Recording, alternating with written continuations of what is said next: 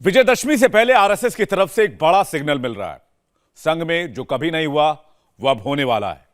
RSS के top sources से खबर आई है कि 2025 के पहले संघ की लीडरशिप में टॉप लेवल पर महिलाओं की एंट्री होने वाली है। आज से 97 साल पहले विजयदशमी के दिन आरएसएस बनी थी। इस बार विजयदशमी के उत्सव में नागपुर में संघ के फंक्शन की चीफ गेस्ट महिला होगी।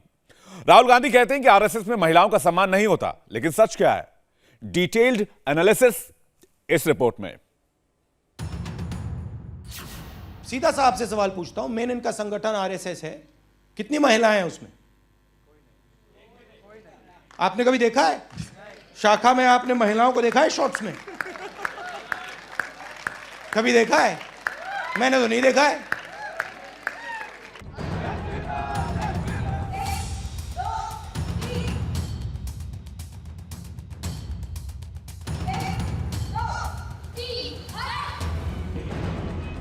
आरएसएस को लेकर राहुल गांधी ने एक सवाल पूछा था, जवाब तस्वीरों ने दे दिया।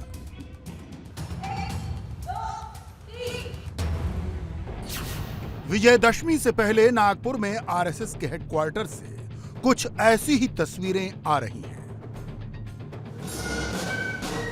ऐसा नहीं है कि आरएसएस में महिलाएं पहली बार नजर आ रही हैं। ऐसा हमेशा होता आया है। संघ में महिलाओं की भूमिका हमेशा से रही है, लेकिन 2025 से पहले आरएसएस में बड़े बदलाव के संकेत मिल रहे हैं। 100 साल में पहली बार आरएसएस की टॉप लीडरशिप में महिलाएं आ सकती हैं। राष्ट्रीय स्वयंसेवक संघ में सर कार्यवाह और सह सर कार्यवाह की जिम्मेदारी महिलाओं को दी जा सकती है। इसका सिग्नल विजयदशमी के उत्सव से पहले ही मिलने लगा है। नागपुर में संघ के दशहरा कार्यक्रम में पर्वतारोही संतोष यादव को चीफ गेस्ट बनाया जा रहा है। संतोष यादव पहली महिला होंगी जो आरएसएस के इस उत्सव में मुख्य अतिथि होंगी। 5 तारीख को विजयादशमी के दिन उत्सव होगा। सुबह पूजनीय सरसंघ चालक जी भी रहेंगे और इस बार महिला अतिथि है, महिला गिरियारोहक संतोष यादव जी विशेषकर अतिथि के रूप में आ रही है। पहले भी संघ के उत्सव में महिला अतिथि थी। 1934 में पार्वतीबाई सरचिटनीस आई थी वार्षिक उत्सव में। फिर नागपुर के और एक उत्सव में संघ शिक्षा वर्ग में भी महिलाएं आई थी। तो ये लगातार परंपरा रही है, बीच बीच में ऐसे अतिथि आते रही है। संघ की उम्र 97 साल की हो रही है। 3 साल के भीतर 2025 में आरएसएस की स्थापना के 100 साल पूरे हो जाएंगे। लेकिन संघ को लेकर कुछ सवाल बार बार उठते रहे हैं। महिलाओं को लेकर संघ की पॉलिसी क्या है? क्या आरएसएस एक कट्टरवादी संगठन है या फिर उसकी सोच फ्लेक्सिबल है? क्या वक्त के साथ संघ अब बदलाव के लिए तैयार है? इन तमाम सवालों के जवाब इतिहास के पन्नों में मिलते हैं। 1925 में संघ की स्थापना के 11 साल के भीतर ही इस संगठन में फॉर्मल तरीके से महिलाओं की एंट्री हो चुकी थी। 1936 में विजयदशमी के दिन आरएसएस की एक महिला विंग बनी, जिसका नाम राष्ट्र सेविका समिति है। लक्ष्मीबाई केलकर ने इसकी स्थापना की और वही इसकी सबसे पहली प्रमुख संचालिका बनी।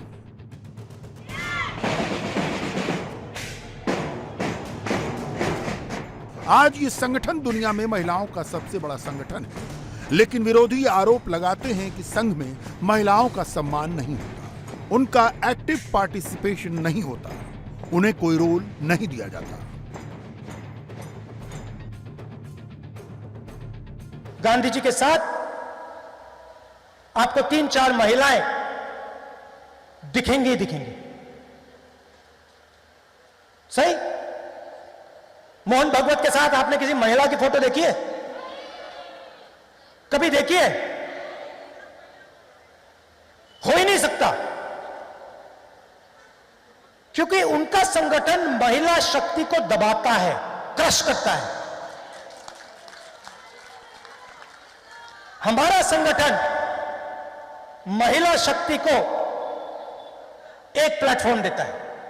पुरुषों की मातृशक्ति की ओर महिलाओं की ओर देखने की दृष्टि शुद्ध होनी चाहिए, स्वस्थ होनी चाहिए। यही इन सब बातों को बंद करेगा, नहीं तो आग लगेगी और फायर ब्रिगेड जाएगा। ये तो होता ही है। आग लगना बंद करना है तो ये ध्यान रखना पड़ेगा कि हमारी मातृशक्ति है मातृवत परदारेषु परद्रव्येषु लोष्ठवत। ये मूल्य हमको अपने आचरण में, अपने घर के बच्चों के आचरण में आज से, अभी से स्थापित करने पड़ेंगे। संघ में महिलाओं का रोल क्या है, इसे इन तस्वीरों से समझा जा सकता है। महिलाओं की ये परेड आरएसएस के पथ संचलन का हिस्सा है। विजयदशमी के मौके पर जब ये महिलाएं सड़कों पर उतरती हैं, तो कई जगह उन पर पुष्प वर्षा होती है।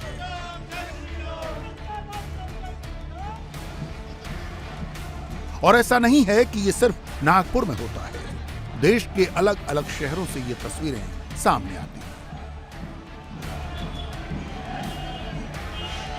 संघ में 1936 से लेकर आज की तारीख तक महिलाओं की भूमिका क्या है, इसे 5 तस्वीरों से समझा जा सकता है। पहली तस्वीर लक्ष्मीबाई केलकर की, आरएसएस की महिला विंग राष्ट्र सेविका समिति की पहली प्रमुख संचालिका। दूसरी तस्वीर सरस्वती आप्टे की, जिन्होंने राष्ट्र सेविका समिति को और मजबूत किया। तीसरी तस्वीर में उषा ताई हैं, जो इस ऑर्गेनाइजेशन की तीसरी चीफ बनी। चौथी तस्वीर प्रमिला ताई मेढे की है, जो चौथी संचालिका हैं और इस वक्त एडवाइजर के रोल में हैं। और पांचवी तस्वीर सांतक्का की है, जो राष्ट्र सेविका समिति की मौजूदा चीफ है। अनुशासन क्या होता है, इसका अंदाजा आप प्रमिला ताई मेढे को देखकर लगा सकते हैं, जो इतनी उम्र होने के बावजूद संगठन में फुल पार्टिसिपेशन रखती हैं।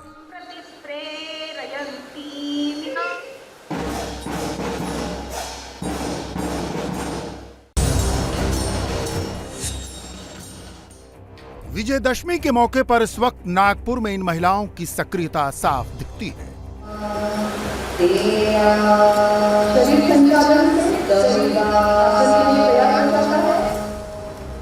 आरएसएस की महिला विंग ने नागपुर के हेडगेवार स्मृति भवन में विजयदशमी उत्सव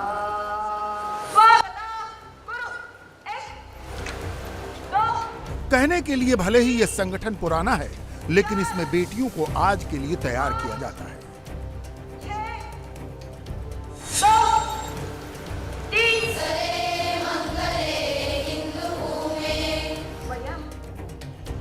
आप ये जानकर हैरान हो सकते हैं कि जिस संगठन का पॉलिटिक्स से सीधे कोई लेना देना नहीं, उसमें देश की सबसे ज्यादा महिलाओं की हिस्सेदारी है। छोटी छोटी बच्चियां, वर्किंग लेडीज और उम्रदराज महिलाएं सभी संगठन के प्रोग्राम्स में शामिल होती हैं। 5240 सेंटर्स, 3500 से ज्यादा शाखाएं, 12 देशों में विस्तार। इससे आप अंदाजा लगा सकते हैं कि आरएसएस की महिला विंग राष्ट्र सेविका समिति कितनी एक्टिव है। 80 वर्षों से हिंदू समाज के संगठन का काम महिलाओं में करने का दायित्व राष्ट्र सेविका समिति निभा रही है। और आप यह सब जानते हैं कि यही काम संघ पुरुषों में करता है। तत्कालीन जो सामाजिक अवस्था थी, उसके चलते महिलाओं में पुरुषों में अलग अलग कार्य प्रारंभ हो गया। कार्य एक ही है। उस कार्य की प्रासंगिकता, सुसंगतता सदैव रही है और आगे भी रहेगी, क्योंकि ये धर्म का कार्य है। जोड़ने का काम ये धर्म का काम होता है। आरएसएस के बारे में सबसे क्रिटिकल एनालिसिस करने वाली किताब द ब्रदरहुड इन सैफरन में किताब के राइटर वाल्टर के एंडरसन और श्रीधर डी दामले लिखते हैं, आजादी के बाद आरएसएस के लीडर्स में पार्टी पॉलिटिक्स को लेकर मिलीजुली राय थी। एक्टिव प्रचारक राजनीति में इन्वॉल्वमेंट चाहते थे। कुछ लोगों में इसे लेकर विरोध भी था, वो हमेशा राजनीति से दूर रहे। संघ की महिला विंग ने ज्यादातर राजनीति से दूरी रखी, लेकिन कुछ लोगों की सोच थी कि राजनीति में एंट्री लेकर देश के लिए कुछ किया जा सकता है। सुमित्रा महाजन ऐसी ही नेता थी। वो आरएसएस की महिला विंग से जुड़ी, फिर बीजेपी में आई और फिर लोकसभा स्पीकर तक का पद संभाला। लेकिन राहुल गांधी कहते हैं कि संघ में ना तो महिलाओं का कोई रोल है, ना कोई रिस्पेक्ट। जब तक महिला चुप रहे और कुछ बोले ना, तब तक महिला ठीक है। मगर जैसे महिला ने अपना मुंह खोला तो फिर उसको चुप करवाओ। महिला राइट्स में ये इंटरेस्टेड नहीं है। आप सीधा सा आपसे सवाल पूछता हूं, मेन इनका संगठन आरएसएस है, कितनी महिलाएं हैं उसमें? आपने कभी देखा है शाखा में? आपने महिलाओं को देखा है शॉर्ट्स में? कभी देखा है? मैंने तो नहीं देखा है। तो संगठन से आपको पता लग जाता है। कांग्रेस में हर लाइनअप में महिलाएं दिखती हैं, आरएसएस में आपको एक महिला नहीं दिखेगी। पता नहीं क्या किया है, क्या गलती की महिलाओं ने कि आरएसएस में नहीं घुस सकती। संघ का महिला विंग 3 मूल मंत्र लेकर चलता है: मातृत्व, कृतृत्व यानी दक्षता, और नेतृत्व। यह सिर्फ कहने के लिए नहीं है, इसके कुछ एग्जाम्पल भी देखने को मिलते हैं।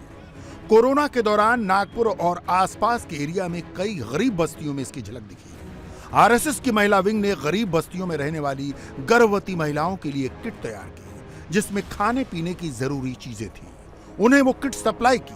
बच्चों के लिए अलग किट बनाई जिसमें गेम्स थे, उसे भी बांटा। जब वो शुरू हुआ तब ये तय हुआ कि संघ महिलाओं में काम नहीं करेगा, समिति पुरुषों में काम नहीं करेगी, दोनों समान कर चलेंगे, एक दूसरे की मदद करेंगे। इसलिए अलग अलग चलता है, लेकिन बाकी सारे समाज के हित के काम स्वयंसेवकों ने जो खड़े किए हैं, अन्य संगठन चलते हैं, 6 प्रकार की गतिविधियां चलती है, 1,30,000 के आसपास सेवा कार्य चलते हैं, कई प्रकार के काम स्वयंसेवक व्यक्तिशाली कर रहे हैं। उन सब में महिला पुरुष मिलकर अपने देश को बनाने का काम कर रहे हैं। जैसे आरएसएस में शाखा लगती है, उसमें ट्रेनिंग होती है, लाठी चलाना सिखाया जाता है, फिटनेस के लिए तरह तरह की ड्रिल होती है। ठीक उसी तरह राष्ट्र सेविका समिति की भी शाखा लगती है। यह शाखा रोजाना भी होती है और हफ्ते में एक बार भी। यहां पर महिलाओं और लड़कियों की फिजिकल फिटनेस की ट्रेनिंग होती है।